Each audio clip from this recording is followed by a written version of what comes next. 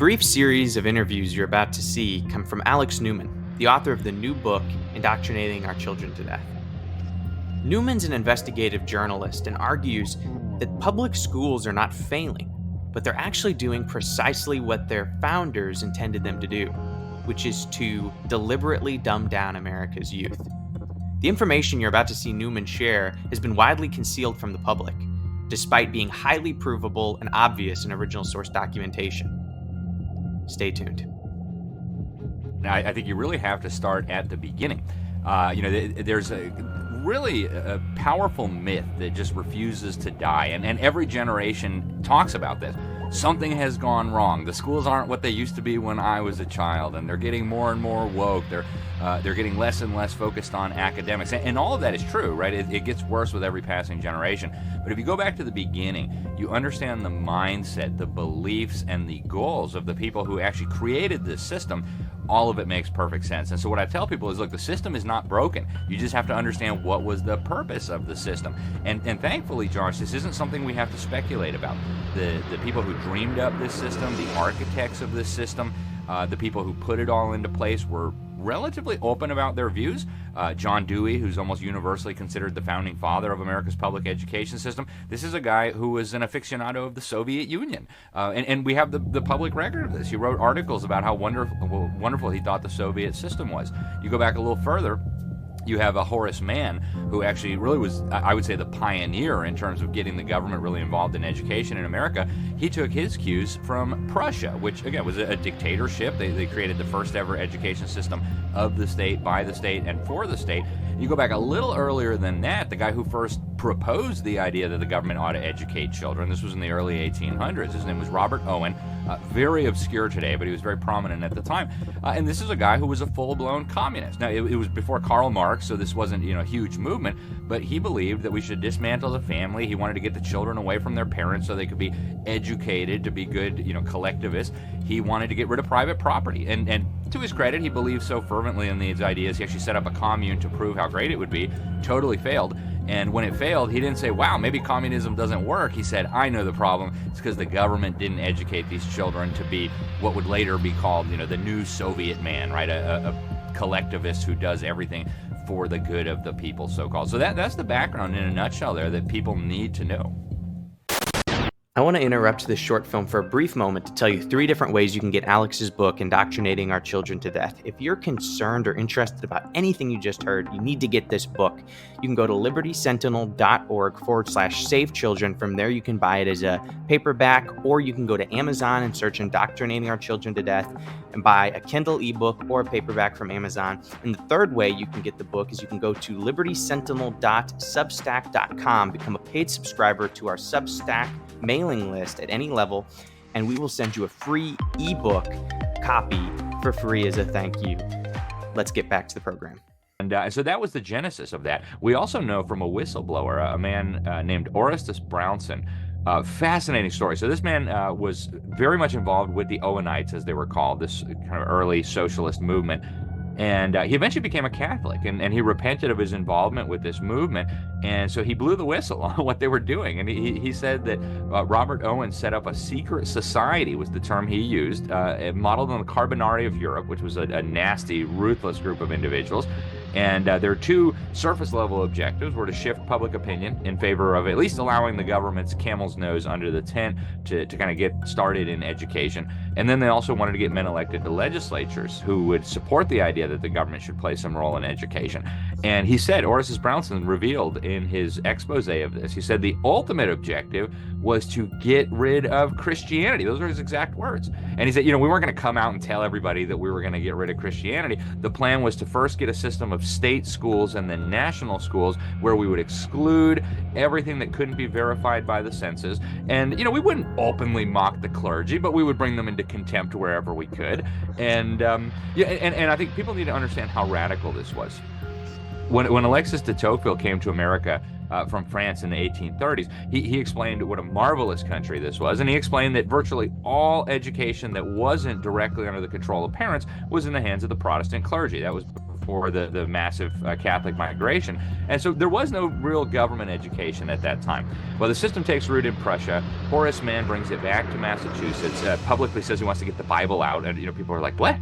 How could you have education without the Bible? That's like an oxymoron. It's ludicrous. So that idea died, but the quackery came rushing in. And then John Dewey picks up the baton. So after he finishes in Massachusetts, he travels the country. He preaches at all the state legislatures the good news of salvation by government education. Again, totally flawed view of human nature, rejected the Bible. He kind of got in with the Unitarians. They started off with the heresy of denying the Trinity, and then pretty soon they're into full-blown communism. Amazing. So he sets up this system in Massachusetts, travels the country, and by the early 1900s, almost every state had government schools, had compulsory attendance laws. Now, it wasn't like today where you're going to hand over your kids for 9 months out of the year, for 5 days a week, for 8 hours a day. I mean, it wasn't quite that extreme. They still had the Bible there because, parents wouldn't tolerate anything other than that. And then John Dewey steps in. So John Dewey was another communist. He took his cues from the Soviet Union rather than Prussia. And he was very open about his love for the Soviet Union. He wrote a whole bunch of articles about how great it was and how they were instilling a collectivistic mindset in the minds of the children. And that's what he wanted for America. Now, he differed a little bit with the revolutionary Marxists in that he didn't think armed revolution and violence was the way to achieve utopia. He thought a gradual approach would be more useful. But he outlined this crazy plan in 1898 to dumb down the population. It's in an essay he wrote called The Primary Education Fetish, where he said, we have to do this gradually. If we force it unduly, there's going to be a violent reaction, is what he said. And he was right. There would have been a violent reaction. So he teams up then with the Rockefeller, and I'm trying to condense 200 years of history here into a very short. No, it's great. Keep going.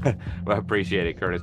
So he teams up with the Rockefellers, and this to people is really counterintuitive. Wait, you're saying a communist teamed up with the ultimate super capitalist to create this system? Yes, that's what I'm saying. Now, they had different beliefs, of course. Rockefeller wanted to make a huge amount of money. He had so much money, and he was getting attacked in the press. He thought, well, we'll give some away, and hopefully, people will write good things about us in the newspaper. And so they teamed up, and they started off with an experimental school at the University of Chicago under John Dewey's leadership. And the Rockefellers gave him $3.1 million, which at the time was a huge, huge sum of money. And interesting, they graduated a bunch of kids who could not read, who could not write, who could not do math properly, who could not tell right from wrong. And John Dewey and the Rockefellers both thought this will be perfect. So they set out to kind of nationalize this. Dewey ended up moving over to Columbia. They imported the evildoers who you know all too well from the Frankfurt School. A lot of them actually were laundered through Columbia University with the help of John Dewey and the Rockefellers. And they basically injected this poison through the teachers' colleges of the country and then through the textbooks, so that by basically the period after World War II, Dewey's ideas had taken firm root in public schools across the country. You had basically a dramatic shift in the worldview that was being taught to the teachers and then eventually to the children. He was so popular, he was made the honorary life president of the National Education Association. And I'll say one more thing about Dewey, because I think this is really critical for Christians to understand. He was a religious man, but not in the sense that any of us might recognize. He actually described himself as a religious humanist. And he and 30-something of his buddies, mostly from academia, got together and they wrote what they called the Humanist Manifesto. They really saw themselves as the creators of this new enlightened religion. And for some perspective, the very first tenet of this new religion, and people can read this document, it's publicly available, it says, we religious humanists regard the universe as self-existing and not created, which you can compare and contrast with the Word of God, which says in the beginning, God created. And you see right there, you have a huge clash. Now, as you keep reading through Dewey's manifesto, you'll find it's basically communism. We got to get rid of the profit motive. We have to reorganize the means of production. We have to have collective ownership. And ultimately, the core of this religion is that because there is no real God, that makes us all God. And so we can determine then what is right and what is wrong. We can determine the best way to organize society. Forget the Bible, that's old-fashioned stuff. And it's not a new religion. It's actually a direct descendant of the same lie that Satan gave in the garden, right? Ye shall be as gods, etc. And for the folks out there who are listening, who are not religious, who are maybe not Bible-believing Christians, I want you to think about the implications of this, even beyond eternity and your soul. Our founding fathers said it was a self-evident truth that we were all created equally, and that God gave us rights, and the government existed to protect those rights. Well, what happens if you embrace John Dewey's religion? Well, you have no rights because there is no God. And so this religion gradually made its way through the schools, to the point where the Supreme Court in the early 1960s actually kicked the Bible and prayer out of schools under the guise of the First Amendment. And in the words of Justice Potter Stewart, who wrote the dissent, they actually established the religion of secularism, which John Dewey would have recognized as humanism.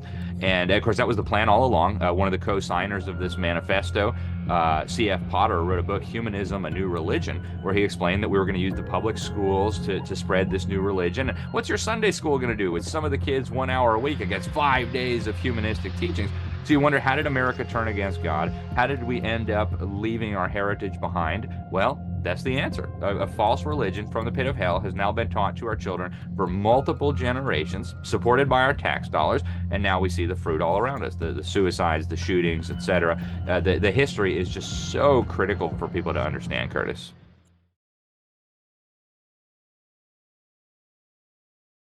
This is an issue that's near and dear to my heart. I always tell people, if you can homeschool, it'll be one of the best decisions you ever make in your life. It's the gold standard. I recognize not everybody can or wants to homeschool, and so there are other options that I think are good. But homeschooling really is an incredible joy. And you're right, it's not government school at home. People have to get rid of that idea. Right. The last thing in the world you would want to do is government school at home. Why hurt your children in that way, right? Homeschooling, good homeschooling takes maybe a few hours in a day. You're not spending 6, 7, 8 hours a day. You don't need to. And still, your children will be light years ahead of the victims of the government schools. There are some good private schools out there, but I think it's really important to put out a major warning here. A lot of the private schools are worse than the government schools in very serious ways. And you're going to pay $50,000, $100,000 a year for the privilege of having your children turned into woke lunatics that hate you. So you got to do your due diligence. Catholic schools, half of them have now adopted Common Core. Half of all the dioceses in the United States have adopted Common Core for their Catholic schools. Why in the world would they do that? And why would a parent pay money to have the same dumbed down education in a Catholic school that you're getting in a government school? So if you're going to send your children to a private school, do your due diligence. There's a lot of questions that you need to ask, starting with basics. What does the school believe? What is your philosophy of education? Why do you do education? How do you teach reading there? What are your core values? What kind of materials?